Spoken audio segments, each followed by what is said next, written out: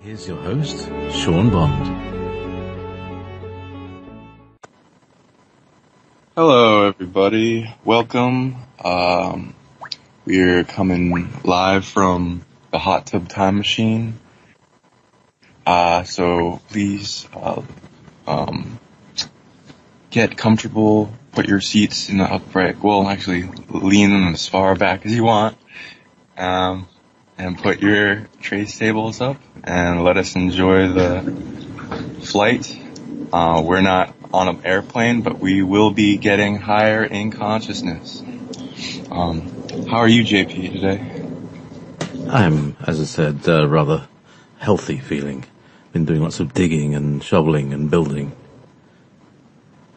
So the body's sort of recovered from all that and still feeling well. Oh, yeah. Yeah, I'm recovering too. I just joined my friends Chris and Ryan on a amazing adventure to visit the Terracotta warriors in Philly, and road trip and interesting experiences, exchanges, conversations and planning, such as treasure hunts for the future. There's a lot that we found out at this trip, so it was fun. What do you know about Terracotta warriors? My mic seems to be malfunctioning tonight. That's okay. It was somebody's. They were buried with this army of full-size army of warriors or something. So what's the deal? Did all the soldiers have a kind of have a statue that they would inhabit after their death? What's the inner story of this, Sean? So when we tuned into it, because we were getting a lot of weird data on it, because we felt that there was a redaction in history and changing around, that things that didn't feel right. So like the mainstream story is that the first emperor of China was buried with this army, though there seems to be like so many missing links in the story because it's a rediscovery of a tomb that they didn't even know about. And also finding these kind of warriors isn't gonna be localized in that place. They seem to have been a common theme for a purpose that expanded in many different places in Asia, especially. So, have you ever seen that movie, The Mummy 3? Nope. Nope. Okay, so like it's very low rating on like any movie sites because a lot of soft disclosure shows will do that. Essentially, what we tune into is that there's a purpose in these warriors where something to do with clay and bringing clay to life in a sorcerer kind of magic that is like the ancient equivalent of cloning, but also direct incarnating or summoning a high-powered spirit into that body for a purpose. We also found out that clay process involved human blood. Like there seemed to be many different workers and slaves that died and mixed into the clay to make the warriors. And there seems to be a potential of energy and purpose to that, so that they can be brought to life. There's also different mythoses of clay with origins of different lineages of humanity in different places around the world, and even in our soft disclosure and like Marvel with Wonder Woman goes into how she was sculpted from clay and then brought to life by Zeus.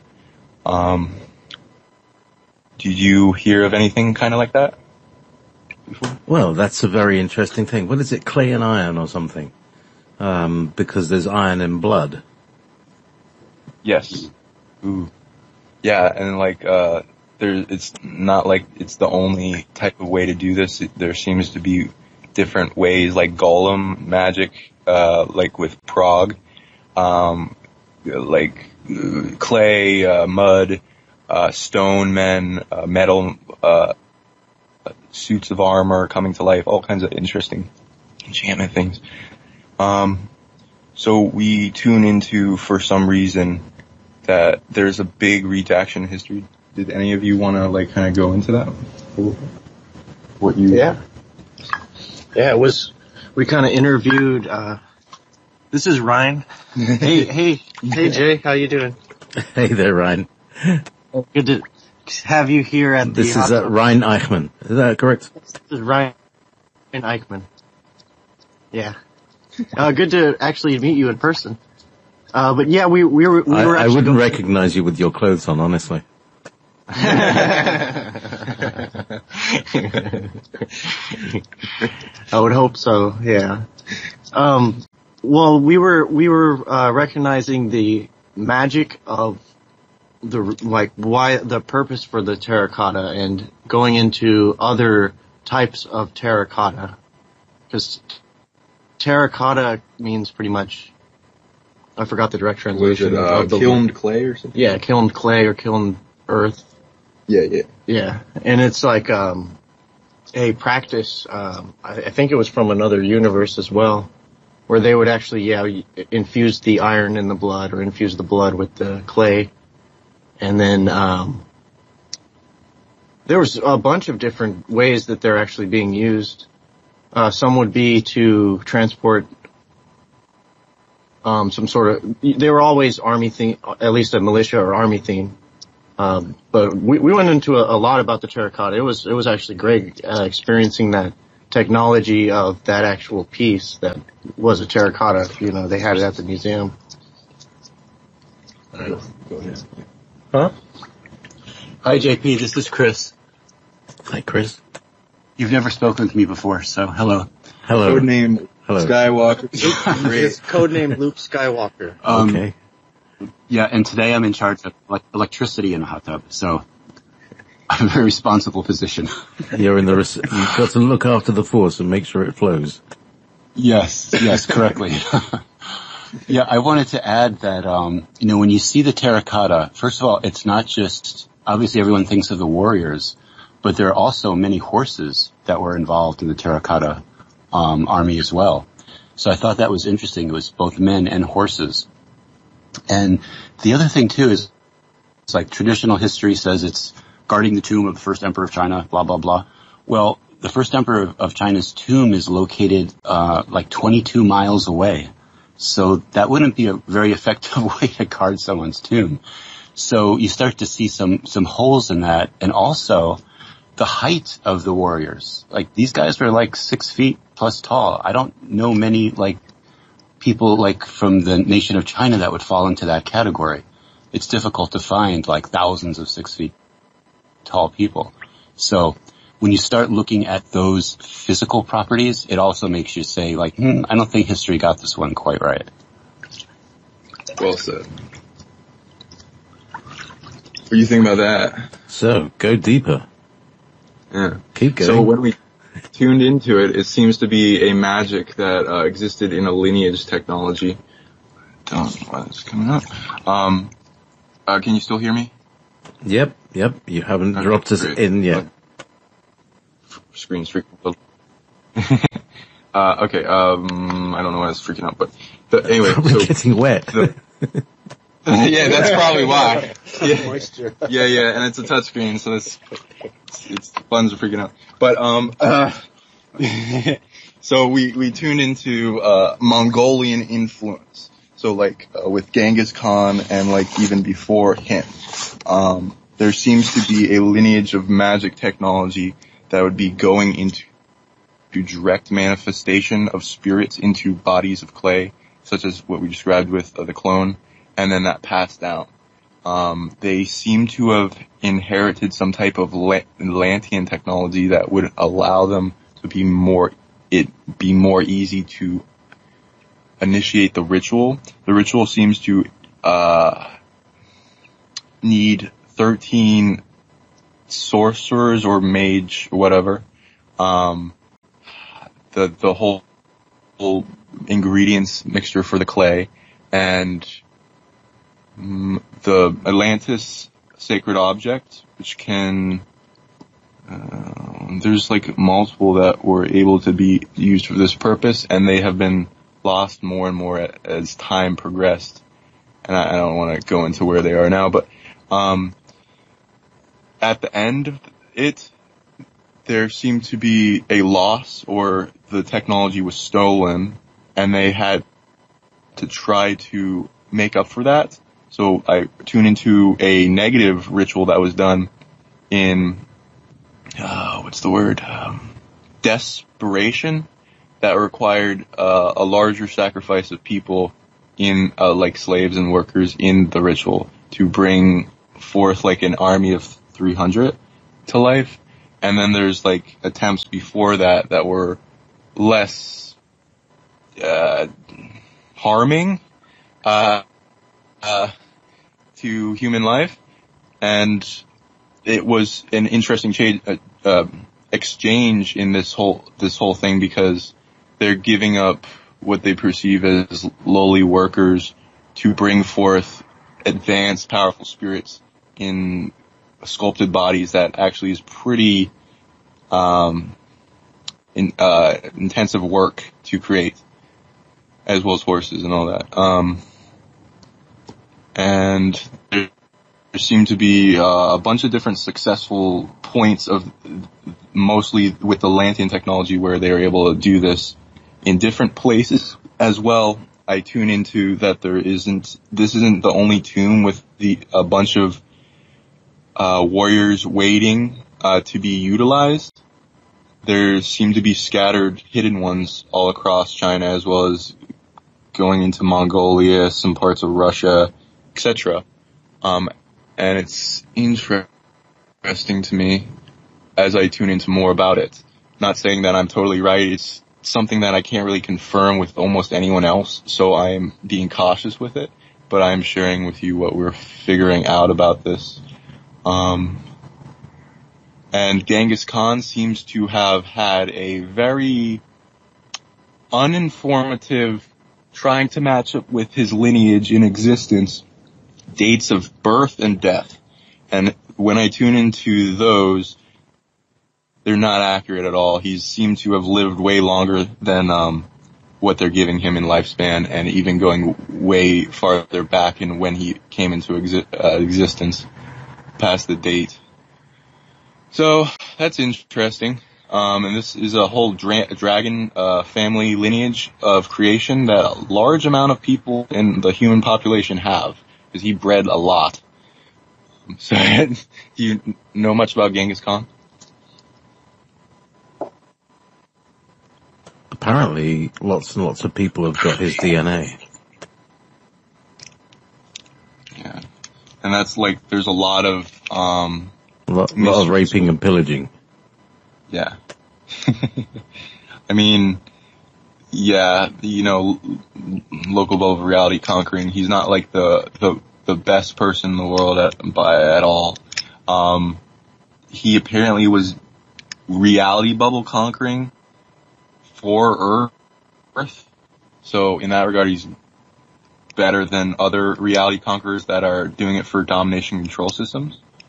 And was part of a army of dragon riders that are essentially not like they're just riding dragons, they're riding horses that have dragon spirits that are also bilocating to other planets, that are bringing in karmic offenders that have harmed Earth or the beings of Earth, and bringing them back here in some capacity to resolve their karma.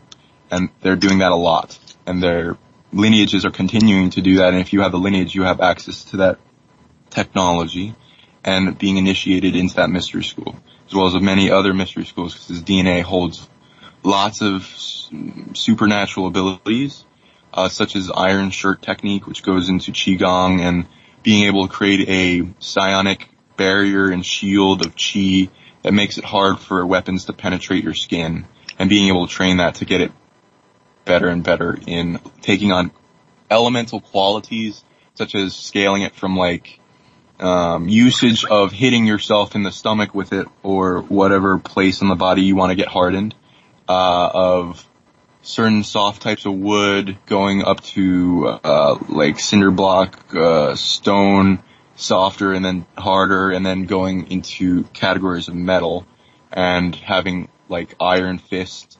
iron shirt, that goes into that, as well as working with those elemental consciousnesses so that they imprint into your skin cells so they have the quality and hardness for that. And there's like people doing unique, unhuman things on camera of like being able to balance on spear tips and breaking a spear with your neck in like a place that it couldn't guard it, or taking hits that would break your rib cage, all kinds of interesting stuff. Also healing factors like crazy. If you've ever seen like Dragon Ball Z or anything like that, there's something called Zenkai Boost, which is a concept of coming to near death in a fight and then bouncing back after a healing and being way more powerful than you were before the fight, which is part of the resiliency factor in the genetic lineage of Genghis Khan and other similar dragon family lineage creators. As well as some, a bunch of, there's a bunch of things that are good at certain things. So this is a ability he has very strongly, where there's been attempts on his life many times throughout the timeline, and them all fail, and him somehow bounce back from it. And that make him stronger. And that's also passed down. So, and also being that psionically, with anything that attacks you, you become stronger. And then there's an amplification factor because it's been limited in a large amount of people by multidimensional beings that don't want to see that expanded in humanity. And a bunch of other chi type of abilities, and things that are mostly blocked based on rules of reality with Earth, of we have to earn it to be able to use it. Does that make sense? Some of it. I kind of, the idea of building up with your mind the physical impression, the physical form, one by one, that was quite interesting. So, so there's the Terracotta army, all lined up. Is it a way of storing like super soldier souls ready to deploy it? Well, maybe, how much notice would you need to build this, like, 20 years or something? They seem to be loaded, locked, and ready to be brought back to creation if the person doing it has the capability and all the things on the checklist, approval from Earth, timeline. There's a bunch of things, and you need more than just one person and a bunch of energy. Also, the Atlantean technology did a lot, so that you would have to either have that or replicate what it does. Also, they're oriented already towards certain spirits being able to do that in a locking mechanism. So certain spirits are able to do it better than others. And the spirits that were part of the sacrifice with the blood being mixed in the clay are elementally linked to it. The soul isn't in that is designed to be brought in, like a powerful soul is the goal. Direct manifest with large amounts of their past life memories as an adult for the timeline. That isn't in the clay as they are, so they're more of preparation chambers for a soul traveling in to the waypoint. But there are elementals and spirits and a certain type of monitoring with light bodies and bilocations of the spirits that want to come in and are engaging in spiritual contracts for experience later on the timeline to try to do that, because a lot of beings think of that as a very advantageous experience to go from, so there's a line for that. And we interacted with the spiritual entourage when we visited there, and they're very interesting. They're bored. Like, if you're locked in a museum, the energy harvesting, they're not very happy with everything that's been going on, but they're seeing what they can do to influence the timeline for how they end up, whose care, museum or whatever, and what's like the best possible outcome coming through history so that they can survive and actually be done, something be done with them. Like Earth has a strategy with their creation, and a bunch of other beings are trying to incur upon that to bring forth what they want and change the agenda of certain plans in the past. Not just negatively, but like for like positive guardianship things of some type that's vague. Well, who was the first emperor? Who is he today?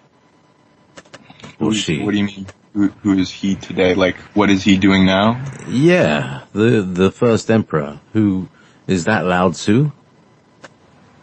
I don't think so. I'm not great with Chinese. I need to look that up.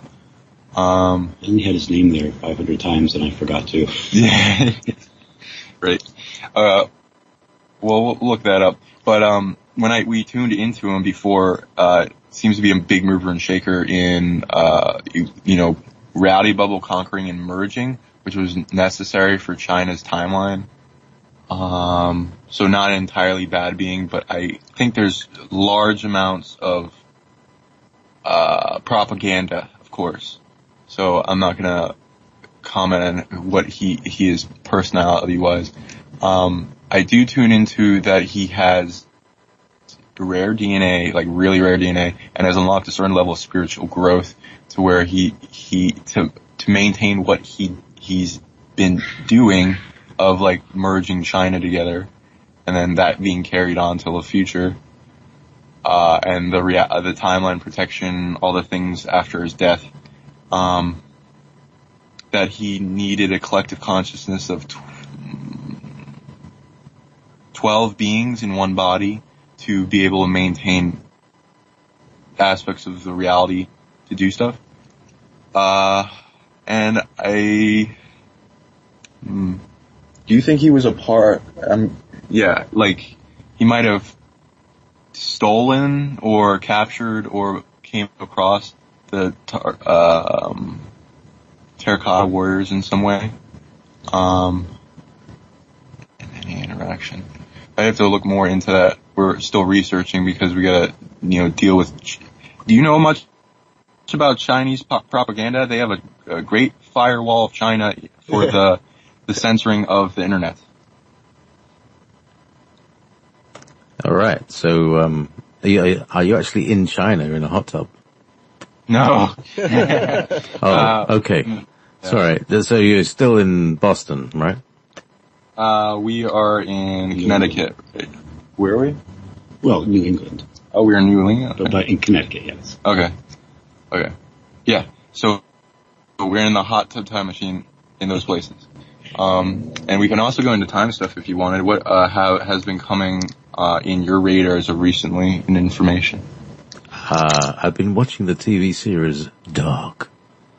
Ooh, how's that? Oh, that's cool. That's very cool. It's, for a start, it's got no, gunshots and, big booms and bangs and car chases and unnecessary stuff. It's very psychological and emotional. It's very good.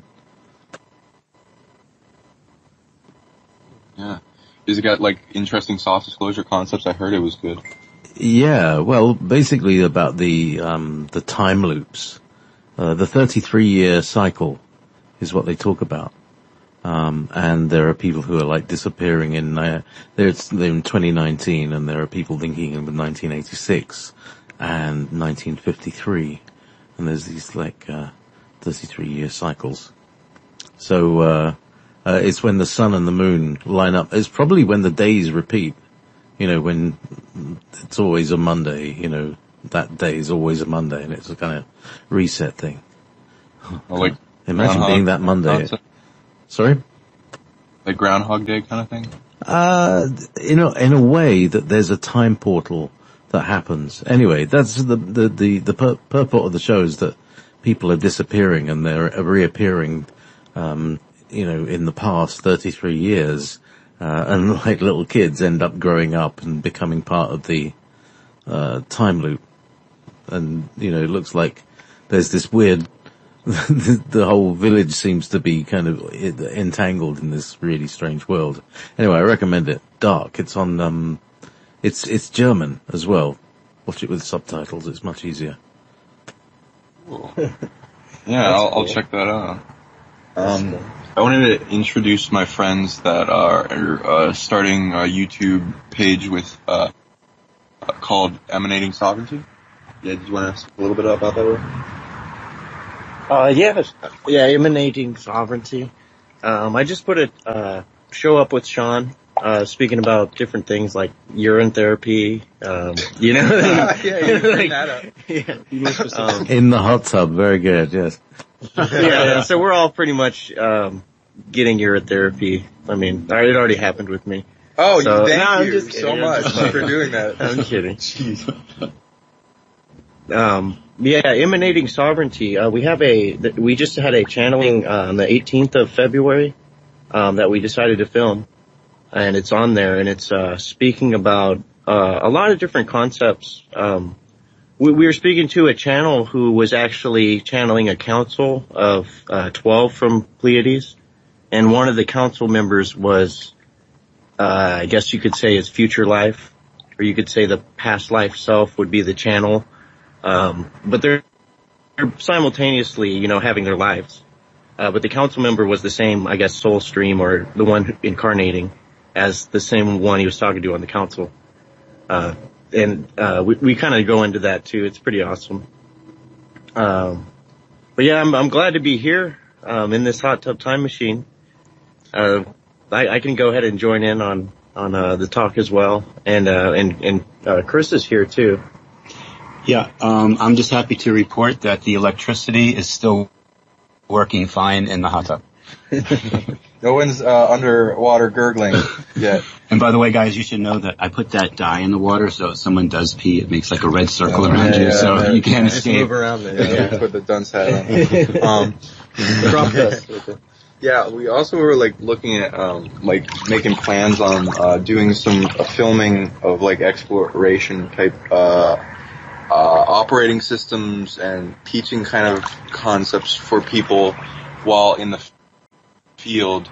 Looking like we're gonna plan on going treasure hunting.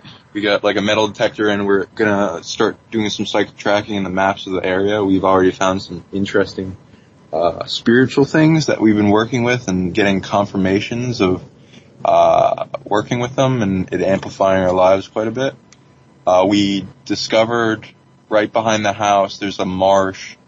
There's a elemental anchored dragon that's spiritually out of phase in a crystal seed like collective that's reaching down towards the ground and is particularly good at connecting with the planet and emanating a field of amplification, and is using the salt and the water in the marsh and the plant life around and the trees to amplify its extensive reach psionically to interact with the weather patterns and the land, and it has its own created chakra in the 7th octave that's more rare, like 1 octaves you could find around all over the place, like every 2 blocks they're like the meridians of the planet, and then they go up in territory of local bubbles of reality like city, states, country, continents, and like hemispheres, and then the whole planet and solar system and stuff. And there's like organization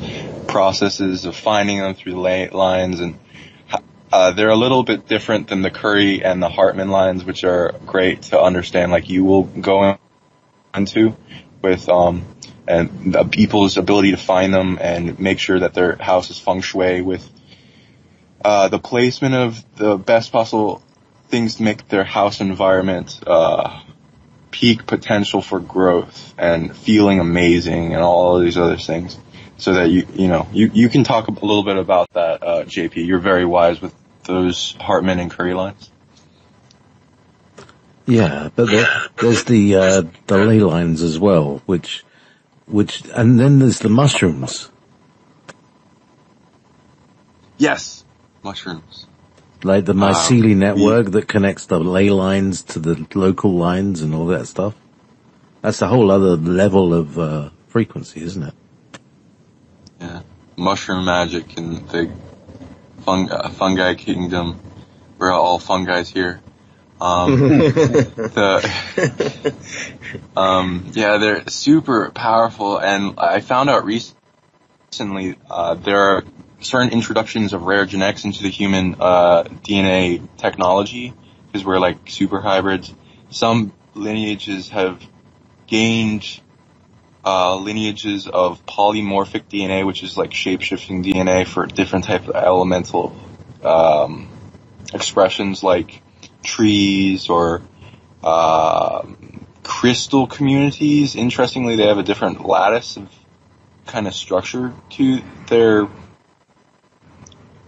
processing center that is like DNA. It's not exactly like it, but introductions can be made and shared and linked between those types of technology, as well as like fungi. I've seen only from one of my clients, and then I was like, whoa, I just became aware of this interesting species that is like shape-shifting water. That is like it's like a territory of water others are trained by.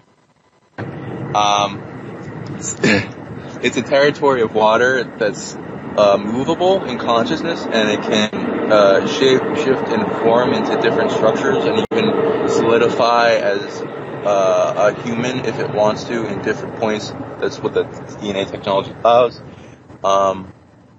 They've become very rare, and they are very good at camouflage and can just meld with oceans as if they're not there.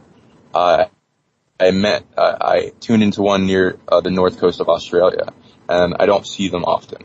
So there's that. So fungus has an interesting introduction, and sometimes there can be like negative introductions, like from I don't know, really weird cocktails and certain limited produced vaccines or something in military, but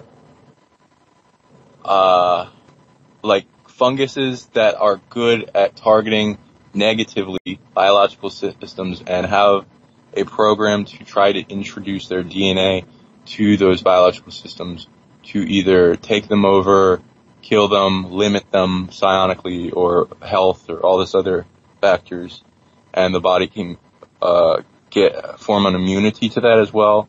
The same thing applies with negative virus introductions into our DNA that limit us throughout our history that we've accumulated.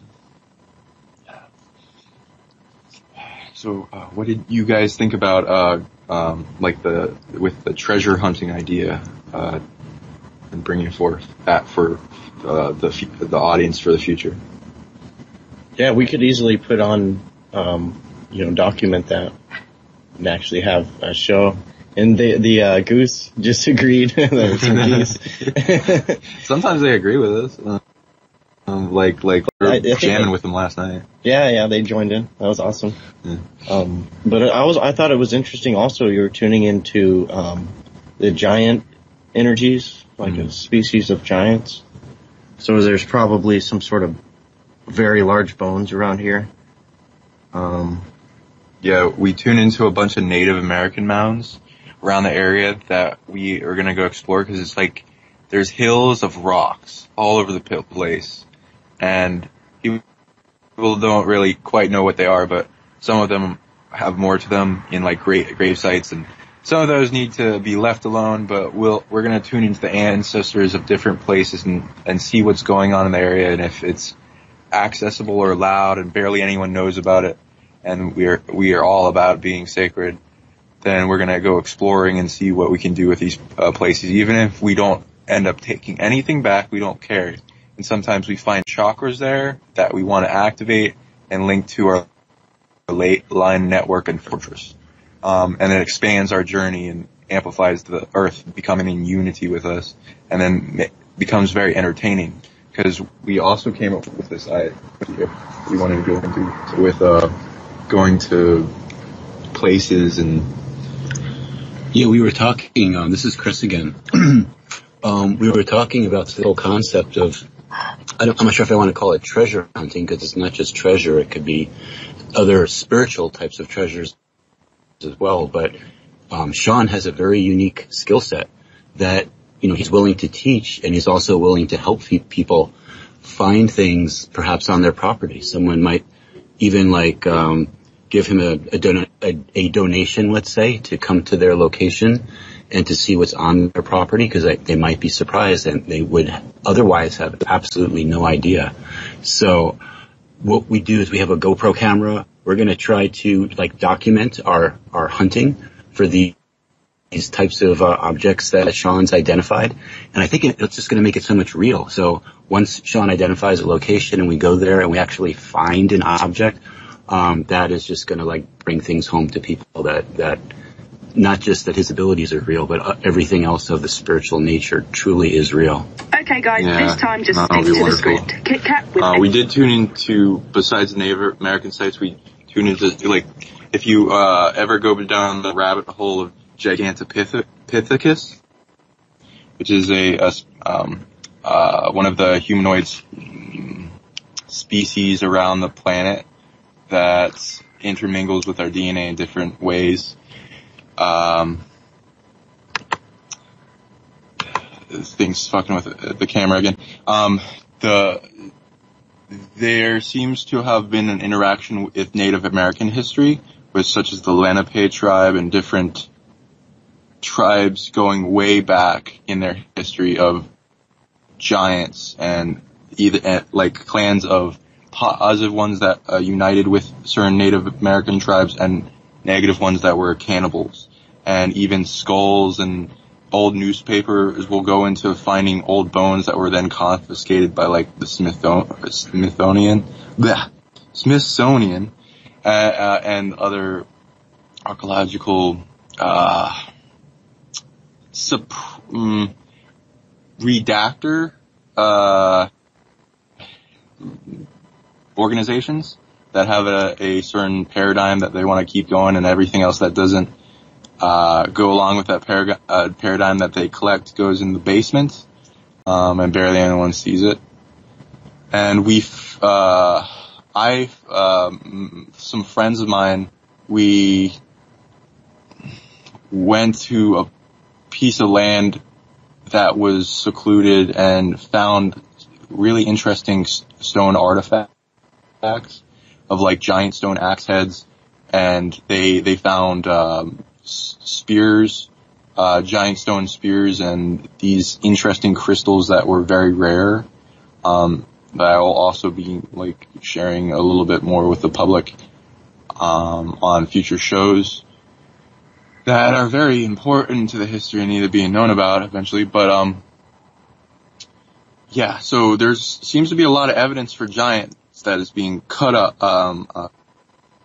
up, and I guess for a good reason, because that makes people question how that can exist. How can Homo erectus, Homo sapien, Neanderthal, Homo capensis, Homo florensis, which is hobbits, Gigantopithecus, all these other subspecies of humanoid which aren't recognized because it doesn't quite go along with the narrative of humans are just something that evolved out of monkeys, or apes, or, chimpanzees. So,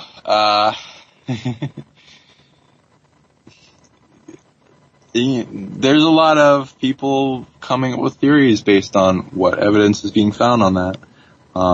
But it exists if you look for it. And, even going into the Practice Peru and the long skulls and all these forbidden archaeology, little quirks that we put together that, make the reality exciting, because we realize that not everything is shown to us in the bare surface. And if you start scratching the surface, get to the esoterica, you find the reality is way more interesting than what is handed to you. We also went and found in different places 3 different ancient ship technology, like Vimana, ships that can go up and down in different dimensional frequencies of experience based on how they are created, what like inner Earth group or extraterrestrial being created them, what in any period in the timeline. Usually, I mostly find them as really ancient. Then they're somehow going out of phase based on technology into mountains and parked there for long periods of time, or if they're damaged, left there for whatever reason, and the people that were their owners may have died or whatever in their reincarnation grid, and eventually some people that are connected to those ships can come across them that are usually, the ship won't work with just anyone. They will have collective consciousnesses of multiple beings, and if you share a spirit tree with one of the beings in collective consciousness, you have more authority to interact with it, and these ships can be talked to telepathically, healed and brought up to greater awareness ability, and even functionality if the person is capable of doing so. And then worked with Fuller and done missions with, mostly in bilocation, where the ship is able to make an energetic extension of yourself that is able to go off and do missions with the ship while you're still able to maintain what your mission of remaining on the timeline in the graduation here, and progress on that while also doing many things in the unseen at once to a certain period of time that has purpose, for remedy for our species. Do you know much about the Vimana technology? The Glocke was the modern day version of the Vimana, is that right? What is it? Die Glocke. What is it? The bell, the Nazi bell. Yeah. They found some old broken technology. Some even crashed for them, and you've heard of how the purposes and the spiritual contracts for that experience, and the agreements, so that it would be allowed in the reality and not just be oh, here you go. It's oops, I crashed. The humans are taking it. Oh no. All that. So I can help people with this, and helping communicate and heal the Vimana technology. So we've been doing that. We found one in the city of Philly that was deep underground. We found another nearby the mountain, and Chris came across one. Is that public information? No, not yet. Okay, not yet. Yeah, we'll talk about that later. And then we found other interesting things in the places around us that were pretty much near our backyard that we could easily drive to. I also do this in the main city I'm in, and it's kind of like going around having an adventure and seeing what's underneath the surface of it all. And it's super fun, especially with people. So I'm very excited to try to bring that to the public in video format. That does sound like good fun. He also go ahead. Well, you were also speaking about the womb chakra, first octave womb chakras that we found, and how they're the meridian of Earth. So in a way, you're tuning into the bloodline or the energy circuits whenever you're interacting with it. And we were thinking of what is the best way to interact with this, womb chakra, and we found a way to do to directly stream into it. So if you're locating a womb chakra, let's say you don't know where it is, or any kind of chakra, or any chakra, any nodal point where you're communing and just being one with that connection to Earth that's within you. There's points in Earth that it's amplified, and those are the points you most likely will naturally be drawn to. But if you want to connect there, one way is to just pee. Just pee in the womb chakra area. I'm I don't know about other different fluids or if we should crap there or what. Well, not the crap. The fluids are best. Like you can do an ancestral soup, so it doesn't even have to touch you in that visceral way if you don't like that kind of thing. But it's essentially super easy. You like all the water that you intake has water elementals. Like you're taking them and training them as like kind of armies of spirits that are getting healed. And if you're healing yourself, you're healing your water intake, and they're adding to a collective conscious in your 70+% body of water that grows with you as you intake more water that has seen many things throughout history. And that's going through your alchemical factory and getting pumped up. And if you use your urine sacredly, because it can be used in many different intentions, you can activate a chakra in a land that has been suppressed to like 1% of its capacity. And you can either do it in bottles if it's like a public place and you just like have it a paper bag and just dump it on place, or it's like a lot of places in the city have sacred geometry buildings built over the chakras to harvest the energy, so you can disrupt that. If it's in the woods, then that's easier for whatever you gotta do. And you can, if you're on your own property and then, whatever, you can just go in stream and connect to the earth, and there's kind of electrical signal and current that travels through the water that connects you as you're doing that stream. And if you go into peace, and there's like a letting go feeling, and comparably to any place I've taken a leak, probably on a chakra is like the best place, enjoyably, like in the morning, waking up, I can do whatever I want in my free will kind of thing, and just like enjoy the day, looking up the sky, and you're helping the land, you're helping the fortress around your property or wherever the place is, if you're activating a link connection that's connecting back to your fortress. And you can monitor it. It doesn't just have to be about belief. You can see how the energy opens up. You can monitor the chakra. It's like a access terminal in the very advanced computer that is the planet. And you can interact with anything that's spiritually interacted with that in the past or present, because the chakra goes all the way down to the center of the earth and interacts with little local bubbles of reality for whatever civilization is down there. They also have specific intentions of what they're used for. Like you could apply systems of jobs to the universal remote of your body, such as roots. They're better at grounding. They're better at working with the earth. Sacral creation points like womb chakras, where they interact more with the DNA and bringing life to the land. Solar plexus, will, fire,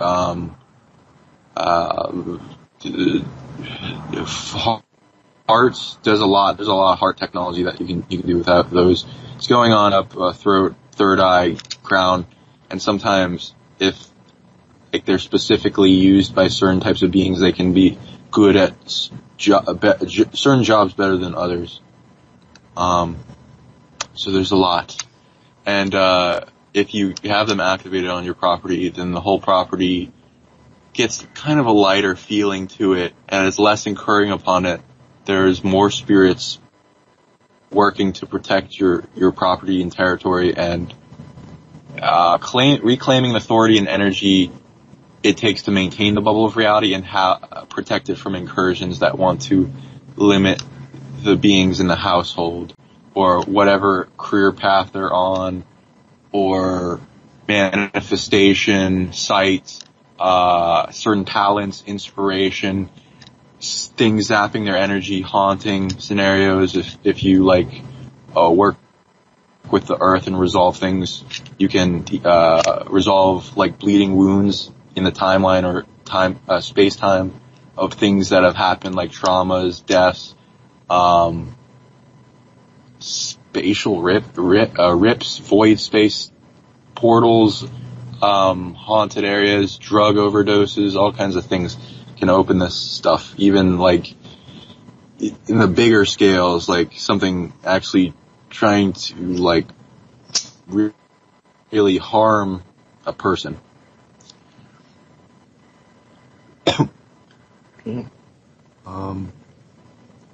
And I think it's also important, because we were speaking of, it sounds childish or they're real visceral terms, like you just gotta make sure you remember it's a sacred restroom and you have to go to the grounds. And honestly, if you're interacting authentically, then something is going to be sacred.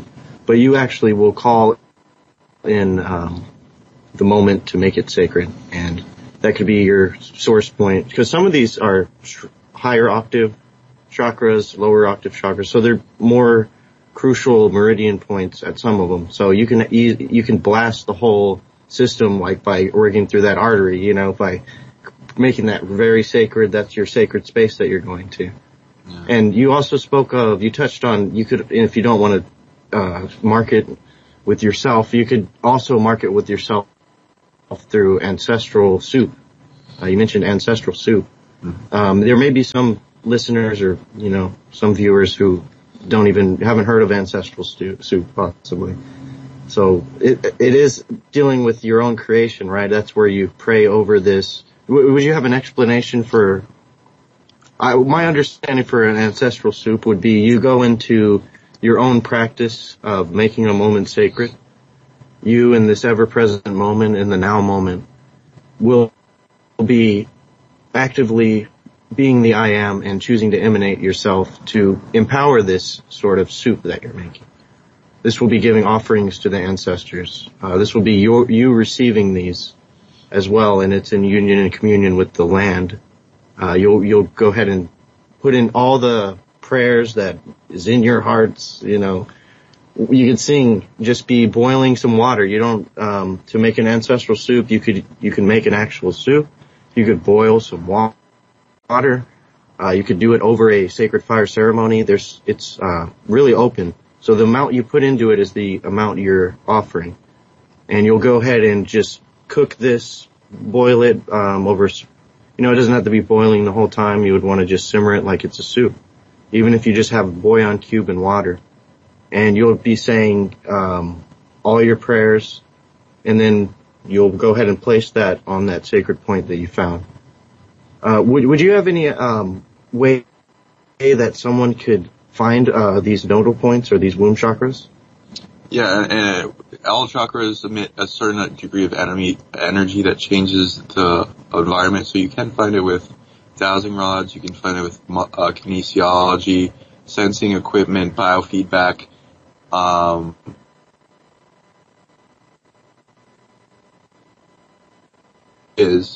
You can test equipment on it energetically because it will emit something.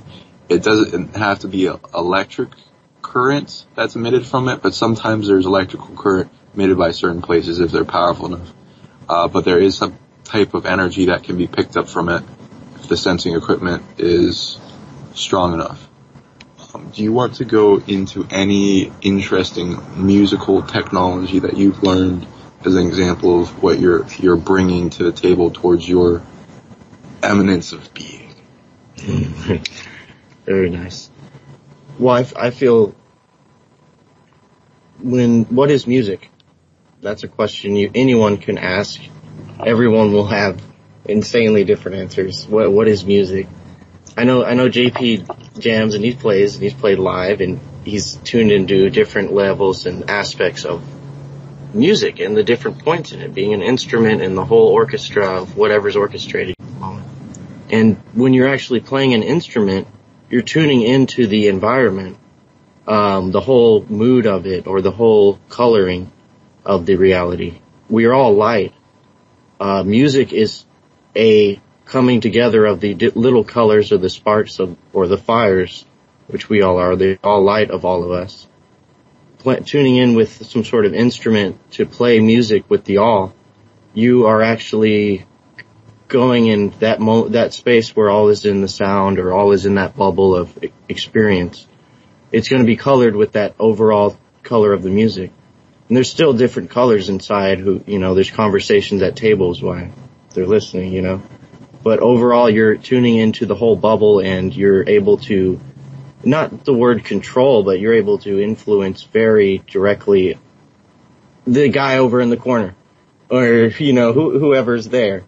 The whole theme of if someone's angry, or if it's going to be a remedy, there's not going to be bad stuff happening. I mean, I think that's one topic music has shown me. I'm able to tune into the environment, realize I'm always co-creating with everything in my experience. Yeah. The music solves so many problems. Beyond just like getting us to forget about our plethora of problems that we have on our minds all the time. It heals us and makes it so that those problems are easier to manage, so that when we come out of that musical experience, we are better prepared to handle them and then resolve them faster. Mm-hmm. Yeah. It's like opening your hands so that the help around you could at least get to you if you want it, You're not closing up to anything, trying to control anything. There's something that the music is flowing from. It's not just you plucking the vibration.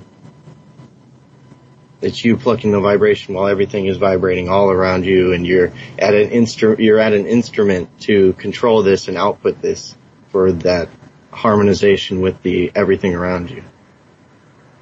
So I think everyone playing a drum, you're going to have an experience. Let's say there's some drive-by listeners or people who are just wanting a ceremonial experience, wanting to have some sort of mystical touch their soul in this life or something. Go and sit outside and play a drum, and you'll get over your, I don't like this, I'm playing it wrong, blah, blah, blah, blah, blah, blah, the chatter of the sympathetic, parasympathetic, or whatever monkey mind, anything that we think is sound in our head will dissipate, because if you're actually playing the drum, it's just like how you're tuning into your heart, which is also constantly going to be playing that drum, sending all this energy throughout your whole body because of that drumming, that pound on that heart, which you started at as the fetus in the womb. And you can connect to this and realize there's space between the beats of the heart. There's a whole rhythm and rhyme to your whole cycles that your whole body's running at all times, whether you're subconscious or in tune with it or whatever. So you can easily see how that metaphor of music is everything that you see on shirts, or you can easily see that and tune into that higher truth. And there's a whole mystery school on different aspects of music, because music in general, that would be a very huge mystery school. But yeah, all this is available for you just letting down and going ahead and doing it. And you'll have that experience. I can guarantee it will be great. It will be a change from not playing a drum if you play the drum. And once you do these, you become friends with your instruments as well. So it's like even more aspects of co-creation are being revealed to you. That you're at the driver's seat. You are at the response ability, the able to respond being who is also flowing source to the energies in all those things in your life. Fighting you, working with you, someone you don't even know. You are also that source of all of that. So your relation is always occurring, and this is your point of when you're in the now, that you can work on a relation with anything. And that's like taking up the instrument of your I am, this technology that you incarnated into as source incarnate. Can you give your information real quick? Yeah. And again, I'm Ryan, R-Y-N-E, I-N-C-H-N-E-N, and Emanating Sovereignty. We're creating some things and recording shows. But yeah, add me on Facebook. Contact me anytime.